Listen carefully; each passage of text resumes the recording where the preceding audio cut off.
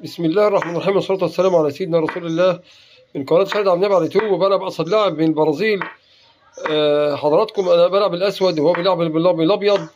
على الموقع شفتكم دوري الأساطير تلت ساعة 10 دقايق 10 دقايق. هو طبعا زي ما حضراتكم شايفين بيقدم علينا العساكر عشان يمتلك خط النص كده، وبعدين بيضرب هنا الوزير طبعا في اتجاه الملك، فبطلب فيلو.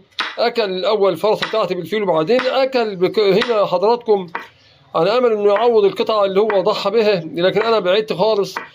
انا حضرتك طلبت الفيل اهو، بعد بالفيل وبعدت بالوزير تماما. عايز يطلب الوزير طبعا ويضرب الوزير بجناح الملك. بعد تماما اهو امام حضراتكم.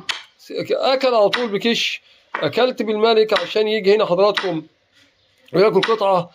طبعا طلبت الاول القطعه امام حضراتكم، اكل وبعدين نزلت عشان عندي كش مات رائعه الجمال ما خدش باله. طبعا كش هنا برافو عليه، وبعدين اكل بكش تاني عشان طبعا كش تالتة ممنوعه صعبه جدا، عشان هنا انزل واطلب الكش مات تاني وبعدين له كش.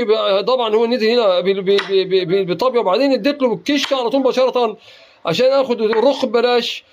وبعدين حضراتكم طبعا زي ما حضرتك شايفين انزل بكش هنا اديله بريليانت اسطوري، يستسلم وينسحب فيها مباشره. برجع الاشتراك في القناه وعمل لكم الفيديو. شكرا لحضراتكم، السلام عليكم ورحمه الله وبركاته. مباراه رائعه الجمال، بريليانت اسطوري، بريليانت مدرس. طبعا ملاش لها حل، على طول مباشره انسحب من اللقاء زي ما حضراتكم شايفين. يا رب الجيم يعجبكم وتعملوا لايك للفيديو كده وتشتركوا في القناه. استودعكم الله الذي لا تضيع ودائعه. كان معكم خالد عبد النبي لاعب في الاتحاد المصري للشطرنج.